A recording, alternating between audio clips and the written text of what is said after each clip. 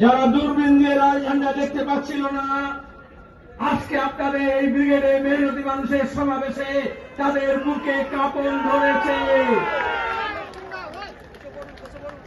আমরা কাউকে ভয় দেখাতে আসিনি। আজকে গোটা রাজ্যে যে অবস্থা চলছে, গোটা দেশে যে অবস্থা চলছে, সেখানে খেটে খাওয়া মানুষ যারা পরিশ্রম করছে, তাদের পরিশ্রমের জায়গা ছোট হচ্ছে, খেটে খাওয়া মানুষকে খুঁটে খাওয়ার পর্যায়ে নিয়ে যাচ্ছে। আর যারা লুটে খাচ্ছে, তারা লুটের বাজার বড় করতে চাইছে।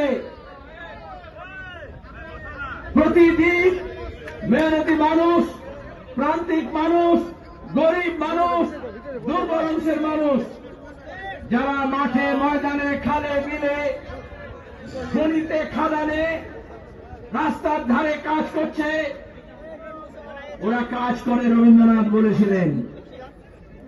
আজকে মোদী মমতার সরকার এই কাজ করার জায়গাটা ছোট করে দিচ্ছে।